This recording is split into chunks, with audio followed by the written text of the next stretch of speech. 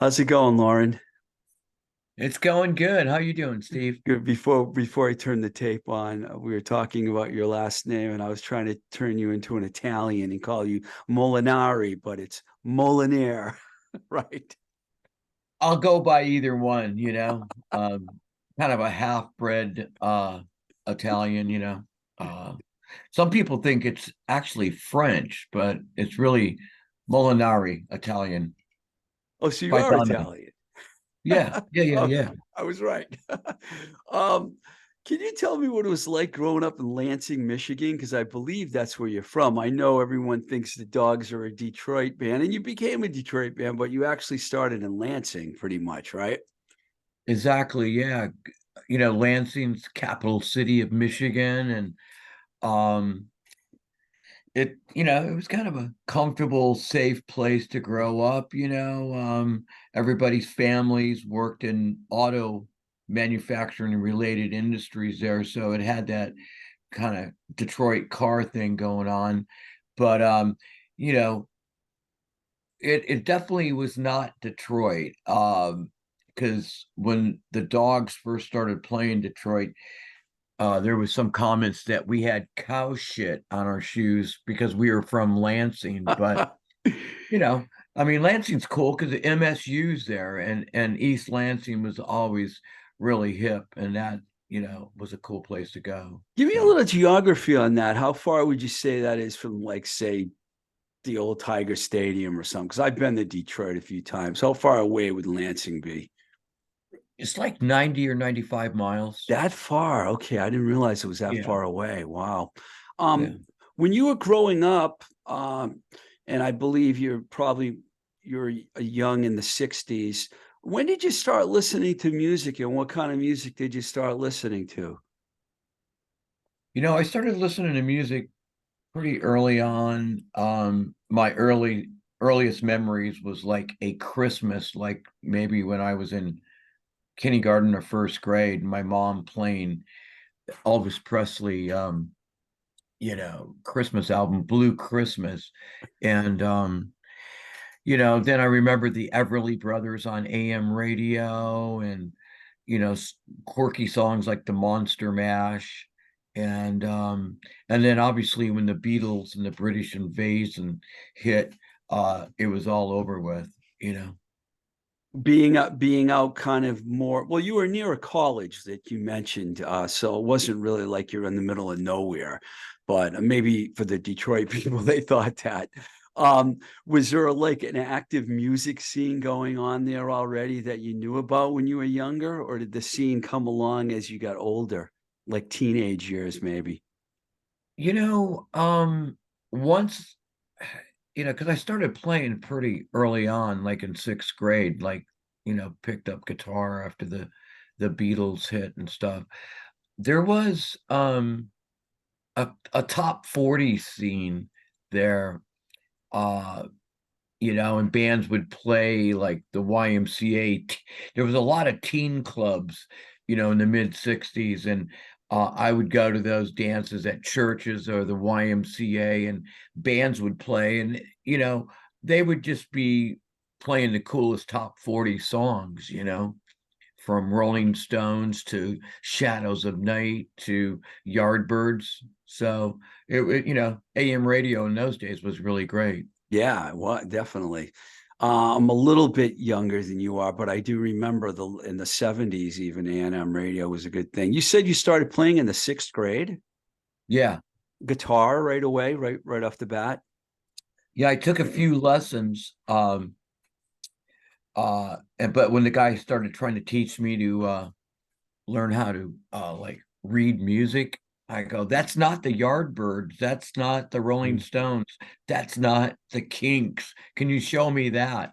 And he goes, you need to learn how to read music, which is he was perfectly right, but for me, I didn't have time for that. So Didn't have the patience for that. You wanted to start rocking. Yeah, I get it. Were you in any bands before the Dogs formed, or was the Dogs your first band? this is kind of a yes, I was in a couple bands in seventh grade. And like, I mean, my name's Loren Molinare, and there you don't see too many other guys named Loren back in those days, but Yeah. there was another Loren. And I put a band with him. His name was Loren Glasscock, but a few of my friends, we put a band called Loren and the Lovables, and we couldn't really pick off cover songs, so we started writing original songs in seventh grade, like Teardrops and all these songs about having your heart broken by some, teenage girl. But we had no idea, it was definitely adolescent fantasies about, having a girlfriend. And then I had another one uh uh, called the Clayton Squares, which was, we do all the like cool cover songs and stuff like that.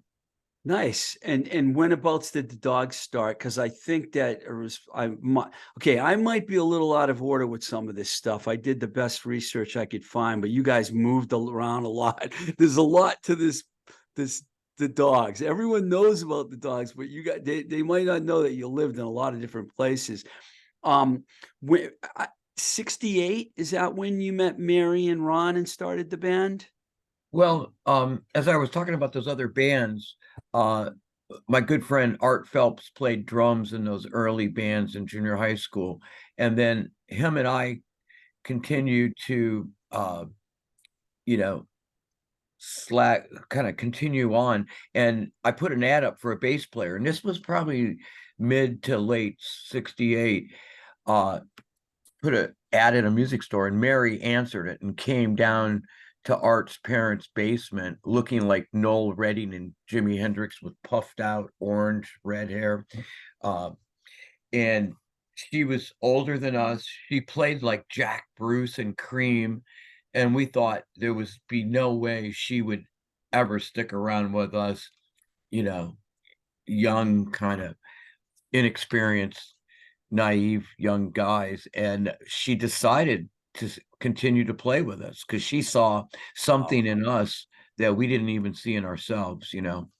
So so we continued, and then we had brought in this other uh older dude from our high school that was quite experienced in these other older top 40 bands, and he kind of took over that band that we started, called it Virgin Thunder.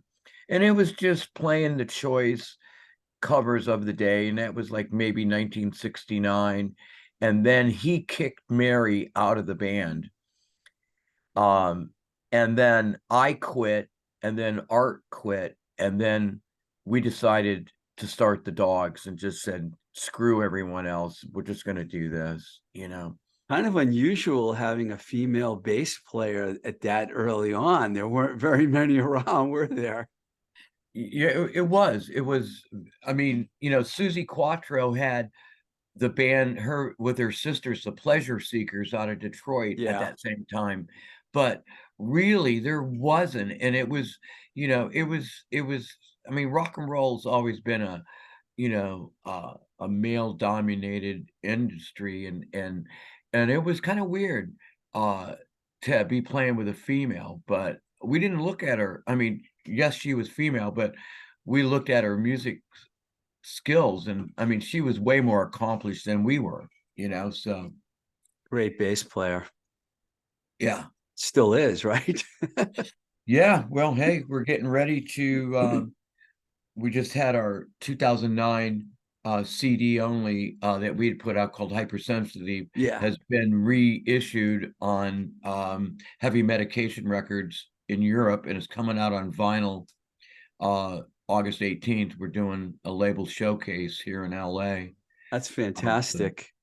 When did Ron come into the picture? Because I didn't even realize there was a drummer before him.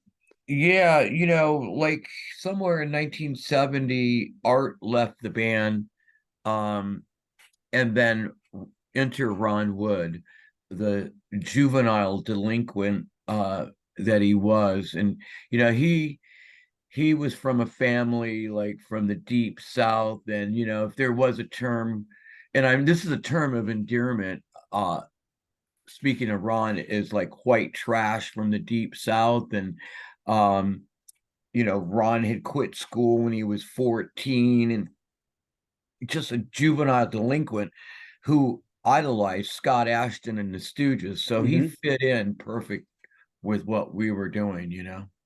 Now, the earliest footage I could find was there was the footage of you guys playing in 1971 at Lansing Catholic Central High School. You're doing the John Sinclair rock and roll song, which is one of the band's famous songs. Was that one of your early gigs with Ron? And had you guys Yes. already become did you start to get established at that point on? Yeah. That was one of the early shows with him, and luckily our friend who ended up being the videographer and photo person for the band, John Linderman, he had the insight to film that 8 millimeter back in the day. So Fantastic. When I saw that, I was like, wow, I love this. It wasn't that soon. It wasn't much after a couple of years later, you decide to move to Detroit. And if the Wikipedia page is correct, and I'm assuming it is, you open for the Stooges, Amboy Dukes, MC5. That's pretty cool that you open for those bands. What's some of your recollection of when you moved to Detroit? You said at first it was kind of not an immediate acceptance, but once they did accept you, you got these shows. So it must have been pretty good.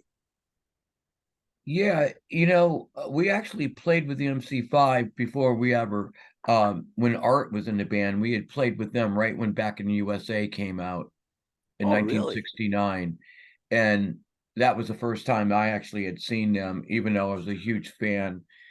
Um, and that gig changed my life, to tell you the truth. I think of any band I ever have seen, they just were so powerful. They were so connected to the audience that it was just like riveting to me. And I thought this is the best that a rock and roll band can be. So Probably still is if you think about it.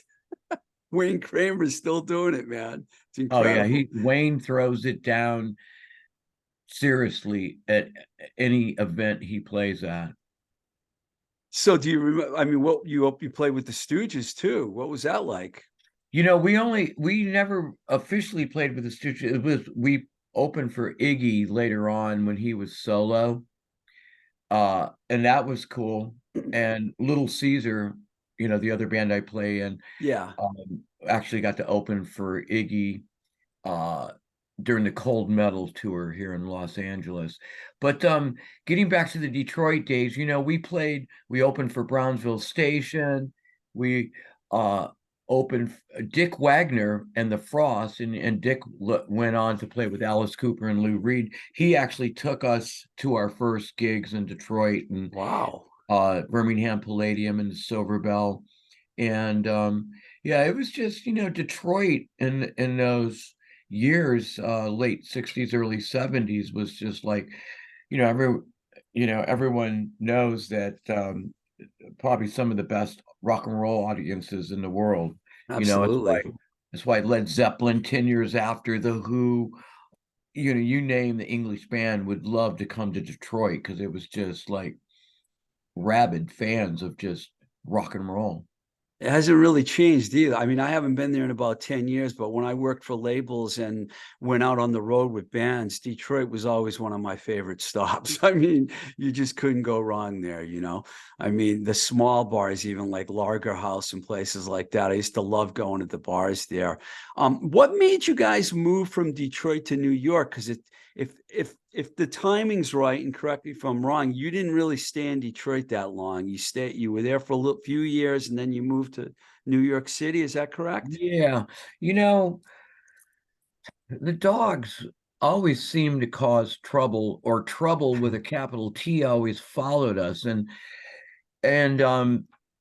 it got to the point where, and this was like before punk rock, the term, ever came up, but we started getting into a lot of trouble, um, being pulled off stage, going to jail, standing up for rock and roll. It happened in Lansing, uh, it in Detroit, but one of the deciding factors was the band had opened for Bob Seger, at the Toledo Sports Arena, and there was like 5 or 6 bands in the bill. We were next to Bob headlining. For some reason that night, his road manager came into our dressing room and said, "Oh yeah, Bob's kind of tired. He wants to go on now, and you guys can close the show." Well, he's Wow. the headliner. No one's going to stick around for us. And we said, we're already set up on stage. We're going to go out and play at least one song. And uh promoter and road manager said, like, if you guys do that, you're going to go to jail. And we go, really? Okay, rock and roll then. Because, don't push adolescents with 4 stacks of Marshalls and guitars and stuff, because we'll say fuck you. And we went on stage, they pulled us off stage. The Toledo City Police came on with billy clubs and beat everyone's ass on stage, and charged the band with felony charges. So um Wow. they, the charges were dropped. um but after that, it was never the main booking agency in Detroit that booked MC5, Amboy Dukes, Bob Seger, all the bands said, if the Dogs are on a bill, then you're not going to get one of the DMA bands. So we basically got blackballed for standing up for rock and roll. Would, if you could relive your past, would we do that again? Probably we would, um but so that's why we moved to New York. And we always had this fantasy of the Big Apple. We knew about, Max's Kansas City and Rock Scene magazine, and heard vague rumors of the New York Dolls, and the Velvet Underground, and that seedy thing that was happening in Times Square. So we just packed up with no place to go and just hit the streets in New York, Manhattan, and uh and arrived in the Big Apple. And how did that go when you got there? It was an eye-opening experience because we were pretty not green behind the ears. We learned so much. Learned about ethnic food, which you didn't really see in Lansing, and not in our world anyway. And different cultures from around the world that moved to New York, the melting pot of people. It was pre-CBGBs. It was kind of on the cusp and edge of the glam glitter scene, with Kiss had yet to get signed. They almost were getting signed. New York Dolls were signed, but we met a lot of folks when we were there and got to play, with Kiss and the Dictators, and met Debbie Harry's first band, the Stilettos, and met her and Chris Stein. And, he's really got played with television at Max's Kansas City. I saw that. I was going to ask you about that. That must have been incredible. I'm a huge television fan. Marquee Moon is like right at the top of my. One of the best. So did you meet Verlaine and Lloyd and those guys when you're in? Yeah, sort of. The thing about that gig was, to me, there's 2 things. Our sound person said, you don't need to use 4 stacks at Max's Kansas City. It's a small room. And we did anyway, because if the MC5 and Stooges used 2 or 3 stacks, we had to. But I remember seeing Patti Smith there for the first time, and I go, who's this female-looking Keith Richards character? She had such a distinct look. And I think she, at that point, maybe was going out with Tom Verlaine. I don't really know for sure. But, it was what struck me funny about the New York scene was the diversity of the bands, from television to Kiss, even though Kiss was more glam, to the Dictators, to Talking Heads, to Debbie Harry's thing, to Suicide. It was very cool. Yeah, the 70s scene in New York was great. I mean, you got 2 great cities there, Detroit and New York, as far as that time goes. And then if this is correct, your history, you moved to LA from New York. Is that true? Or did you go back to Detroit first? Close. Yeah, we went back to Detroit because we had been told that in our band house that we had down by Wayne State, down in the slums of Detroit, was still there with our manager, and he stayed in Detroit. He kind of would go back and forth between Detroit and New York, I believe. And he had booked a southern tour ending in Florida during Easter spring break. And we had shows in, Lexington, Memphis, Nashville, all the way down to Florida, playing what is that? Where Cape Canaveral is. What is that area there? But there we played the band shell on Easter Sunday, Orlando. The funny thing, that was 1975, disco was in full bloom across the world. And we ended up getting fired in quite a few cities because we played too loud and too fast. And Congratulations. yeah. At the time, it was kind of a bummer, It was like, what's wrong with us? But and then we played Orlando, and Ron Wood actually quit the band in Orlando because he was pretty disillusioned with what was going on gig wise, of us being fired all over the place from clubs. So he stayed in Orlando. We just said, screw this. We have to go to Hollywood. That will save us. We always would pull a geographic if something was wrong, like, well, if it's not working out here, we'll go somewhere else. And we always, had the insight to at least go to major metropolitan areas. Yeah, you So, did. so we begged, borrowed, and got money to limp into Hollywood without a drummer and no place to live, and just hit the state park out by Malibu to get, or kind of situated in the city. And I did have a Cream magazine. Here's a little promo push of I Cream love magazine cream. coffee cup of Alice Cooper's favorite haunts of Hollywood, and it was a map, cartoon map of Hollywood with the Hollywood freeway, the 101 and Sunset. And we used that fucking map out of Cream magazine to know where we were going when we hit Wow. the streets of Hollywood. That's incredible, man. You got to LA about 3 years before I did, because I went from Boston to LA, but for different reasons. I went to work for record companies. I wasn't a musician, but I worked for a million labels. You had the two singles out by this point, right? Slash Your Face and John Rock were already released by this point. No, no, no.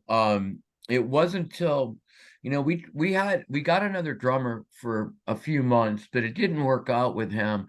And I had heard rumors that Ron Wood wanted to come back. So he came back, Oh, we did. and it all, like, it really gelled quick. And we ended up having a manager that got us playing, like, with Van Halen and stuff, out in the Pasadena area. He had the insight to have us record a 4-track single, and that was the John Rock single, which I gave to Rodney Bingenheimer, and he played on K-Rock. And we got Nice. a lot of airplay on John Rock, written about John Sinclair. And the Slash Your Face EP didn't come out until 78, and that Right. was recorded live at the Mabuhay in San Francisco. And by the time that came out, the whole punk rock scene had exploded by then. And I mean, which we fit into quite well because we were from Detroit, and all the early punk bands, Clash, Pistols, loved the MC5 and Stooges. So it just was kind of a natural place to go. And being rebel rockers, we would wear that term, being a punk rocker, because a punk rocker was, not going to take any shit, and we never took any shit anyway. So but we it ended up in LA, where we were really happening for a while, and then it started slowing down when the whole Southern California hardcore scene started. Yeah. And all of a sudden, within a year and a half or so, we're like passe. We were like, we played our instruments too good. And, we could play like with AC/DC, which we did, or Van Halen, a normal rock audience. And we could open for the Ramones. But the Southern California punk rock scene, we were kind of alienated from it. And we ended up just going, screw this. I had an associate of mine that had booked a band, this English chap, that said, hey, you should move to England like Jimi Hendrix. I've got backing, and you guys will happen in England. So we sold everything, which was a stupid move. We should have just went there on tour. We sold everything and moved to London. And this was 78 when the Clash were starting to happen. The Pistols already had happened. And then the new metal scene was just starting with Judas Priest and Saxon and Iron Maiden.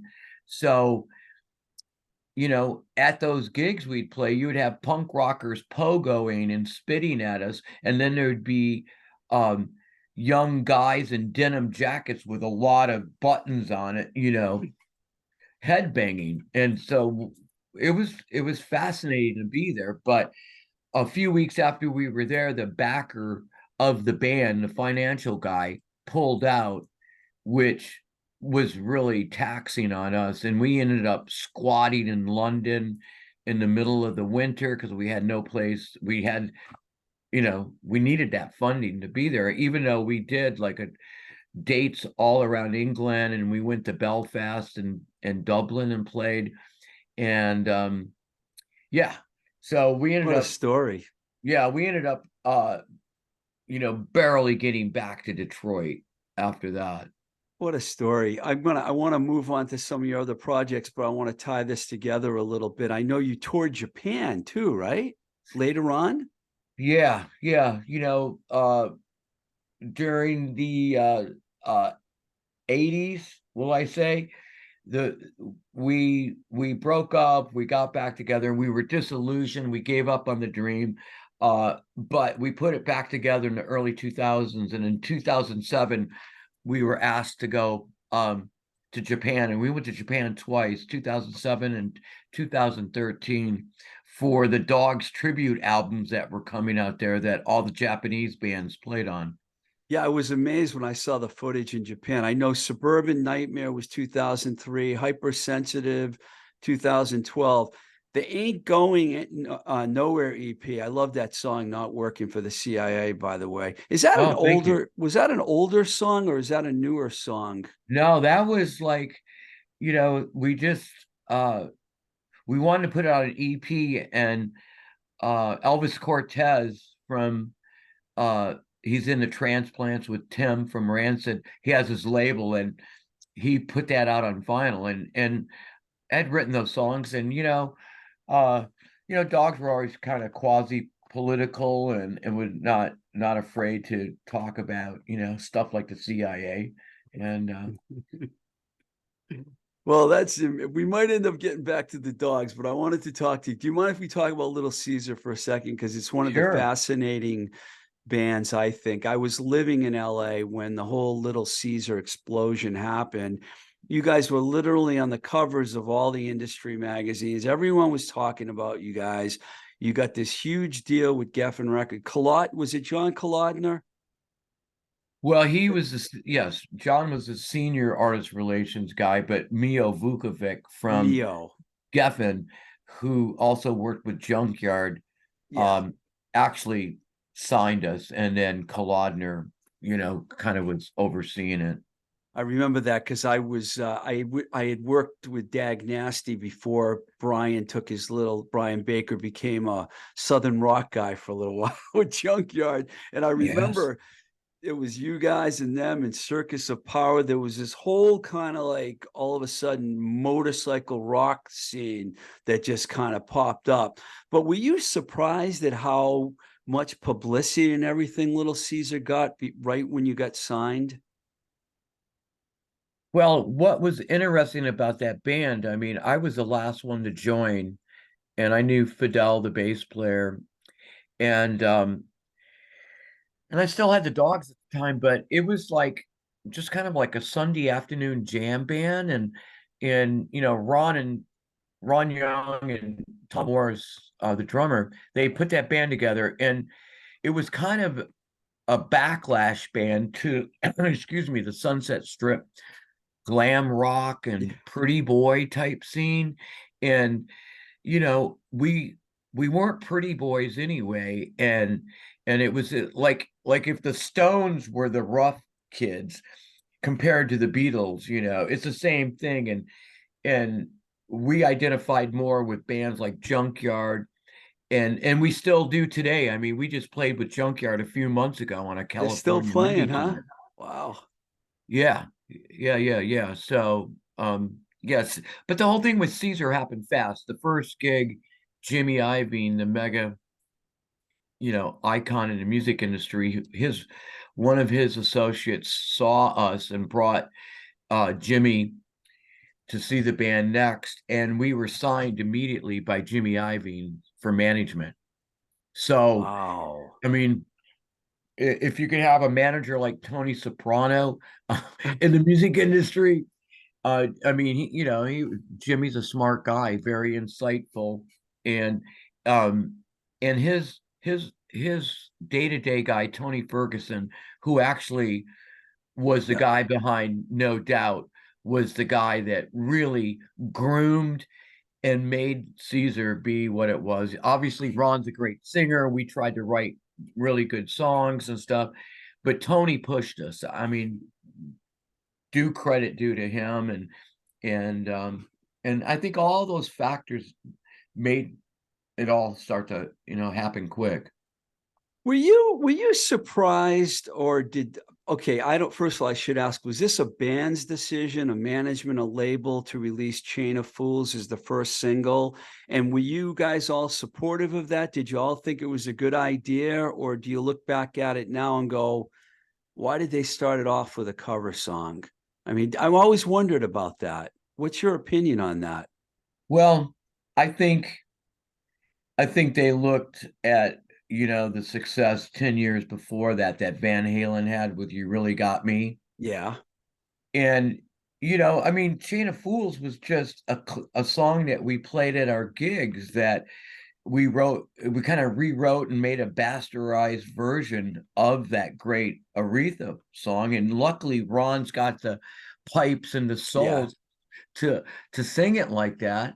But it was a record company's decision. We weren't for it. We thought that a song like Drive It Home or Hard Times that spoke about Yeah. what Yeah. that band was. And that band was a working class, blue collar R&B rock and roll band.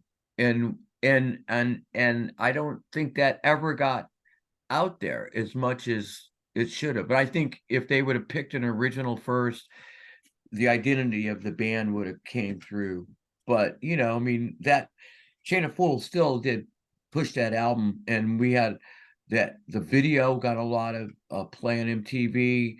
We sold quite a few units in 6 weeks, but not enough to please Geffen, obviously.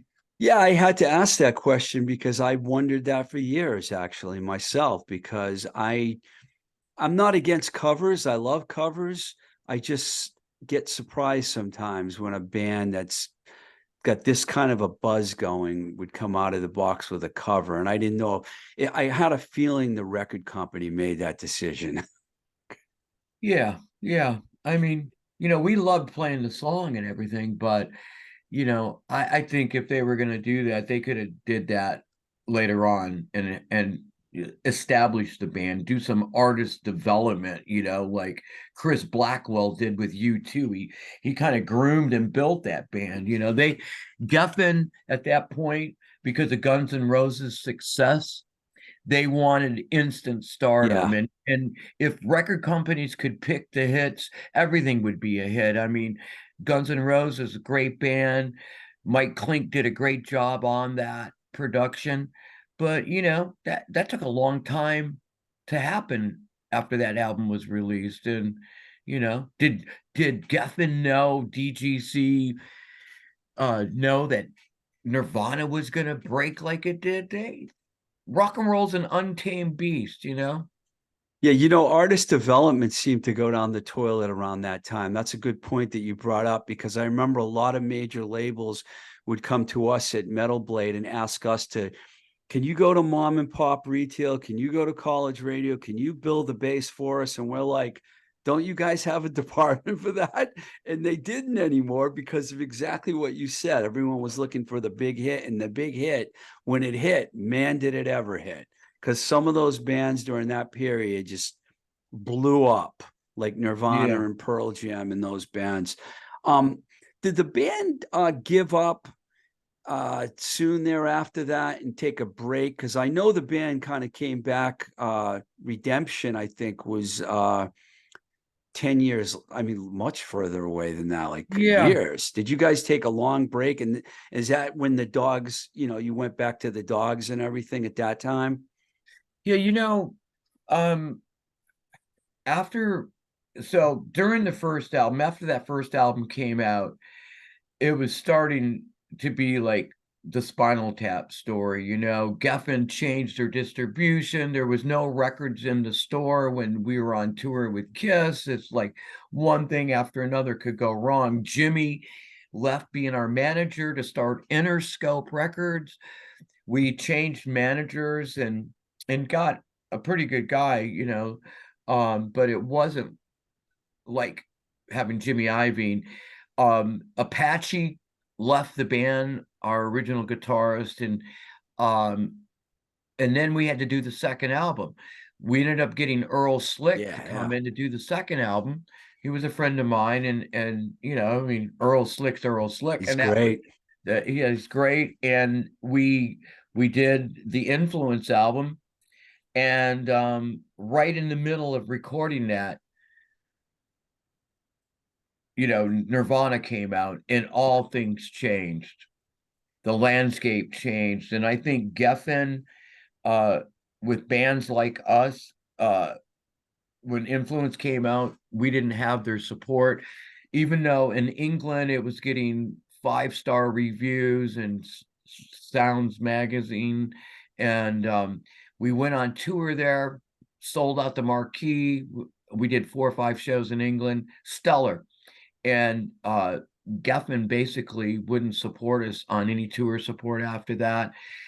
Um, you know, Not to say that drugs and alcohol uh started coming into the band because of the failed success, and our dreams were crushed by the record company. And basically threw the towel in, like maybe 93, I don't know, something like that. It happened fast. Like, I do remember that. It was like you guys were there, and a few years later, it was over. And Yeah. because I was And working at A&M by that time, and we had Soundgarden, so I know what you mean about how things changed dramatically during that period.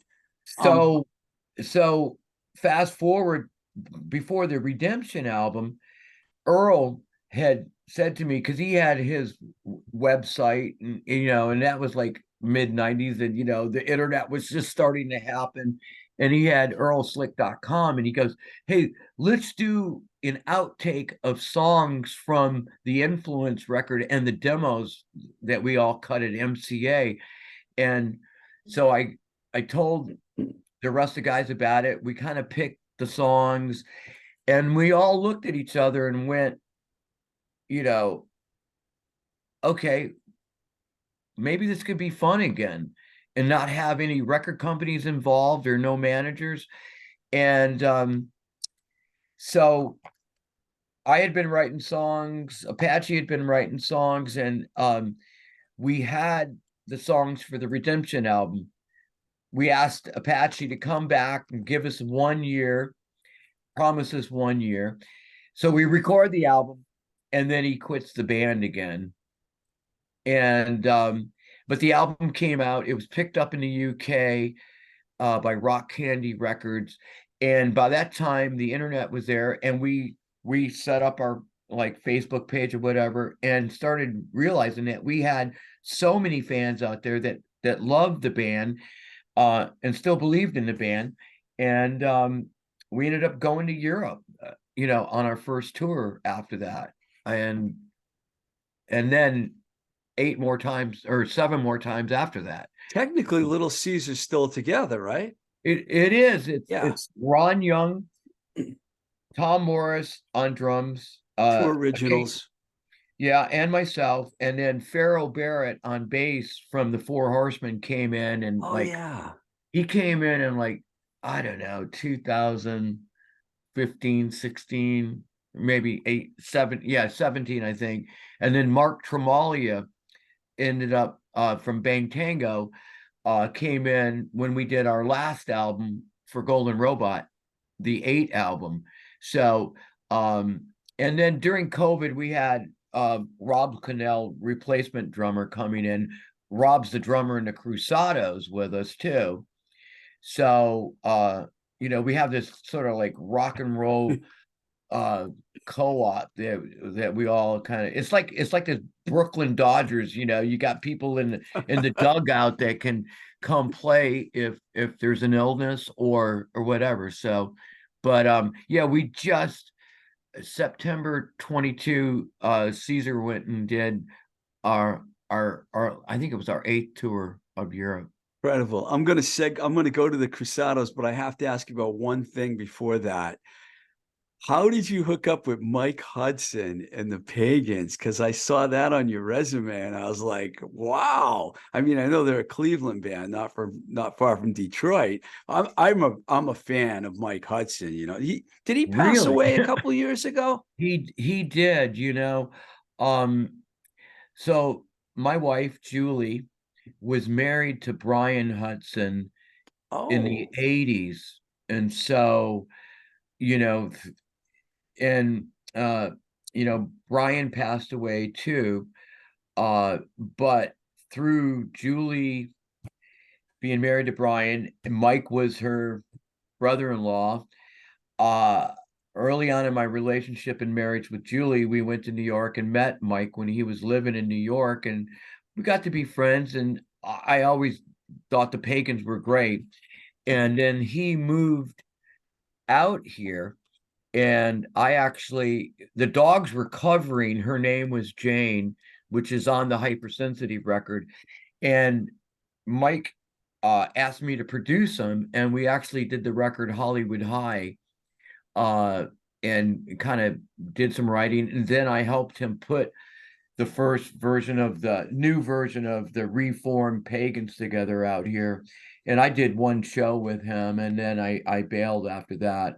And then he continued up until he passed away a few years ago.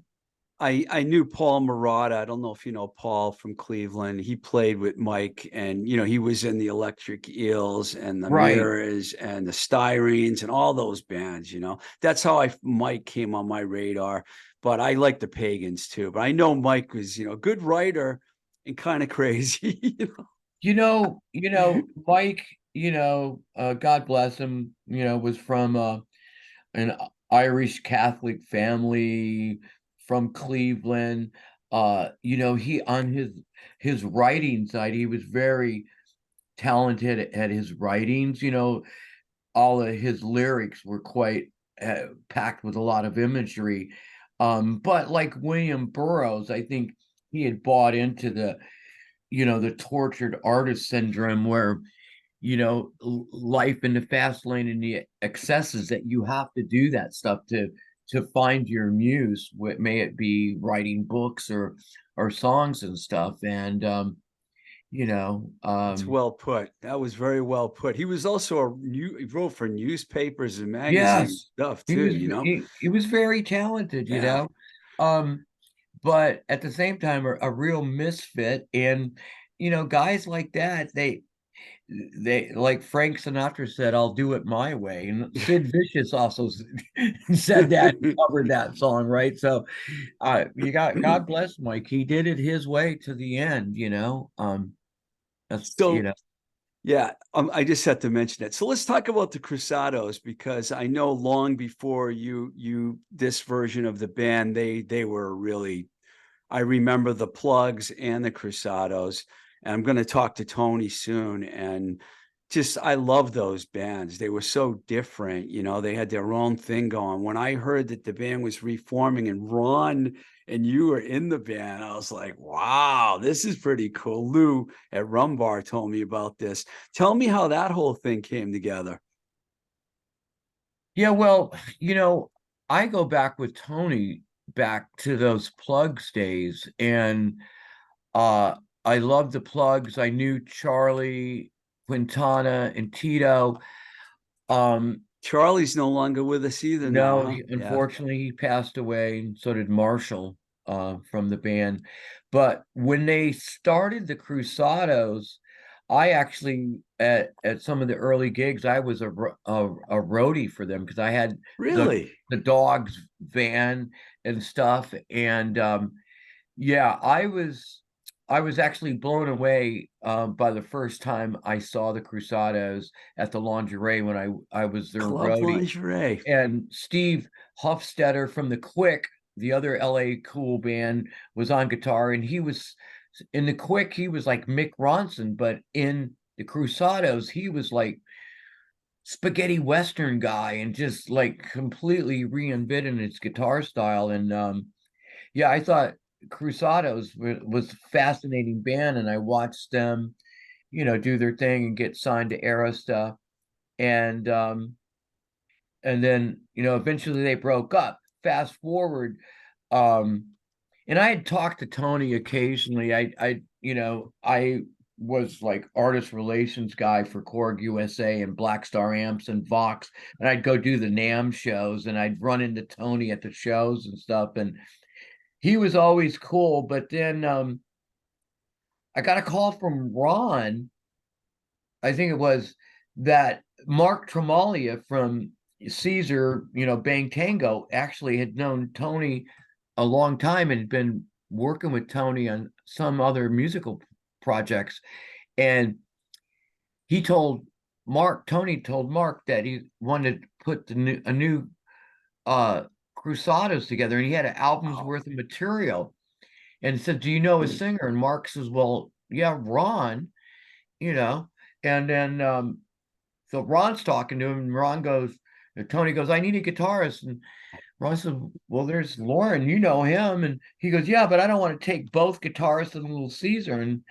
And so then I get the call from Tony, and I, of course, anything to do with Tony, I had never played with him before, and to do the thought of having to do some of those old Crusados songs and to do a new Crusados record and pay homage and reverence to that band, I was in. So, Wow. and then Rob Clennell got brought in on drums, and we did that She's Automatic album rather quick. And then a few months later, maybe the next year, I guess it was the next year, we went to Europe and did our first European tour. And then we just got back from the second tour. Um, and you mentioned Rumbar. uh you know uh we worked together with Lou, and we're going to do kind of this really great repackaged CD of 5 or 6 songs from the She's Automatic Cruzados album, 3 songs from Live at Marseille that we put out from the first European tour, and then we released 6 new songs on a digital EP right before we went to Europe in April. So all those songs are going to be on this great repackaging that comes out on September 7th, I think. That's fantastic. Yeah, Lou's a good friend of mine. We've known each other for a long time. He's a great guy for you guys to He be is. involved with, no doubt about it. Well, this has been fascinating. What a career. I can't believe it. We jammed all that into 50 minutes, but we did. Hey, well, you know how to wrangle the troops and keep them moving forward at a nice clip. So thank you. Well, hey, thanks a lot, man. I appreciate you taking the time to talk to me, and good luck with all this. And I can't wait for the dog. I know the dogs aren't done. The Cruzados, Little Caesar. You're going to be a busy guy, man. Yeah, I retired in January, so now it's just all music. And I said about that September 7th date for the CD coming out. This is the coolest.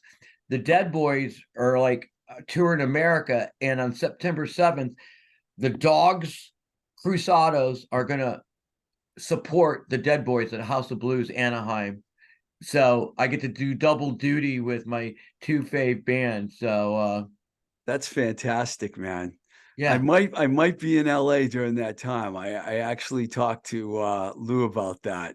And you never know, you might see me at that show. Well, you let me know, and we'll that's what guest lists are for, my friend. Oh, hey, you brought it up. I'm one of those guys. Nobody gets on the guest list, but you brought it up. So Hey, we go way back, Steve. So, and you're a cool guy. So yeah, I think it would be fun for you to see that if you come out. So let us know. thanks a lot, Lauren. Good luck to you, man. It's the same to you. Thank All you right. so much. Cheers.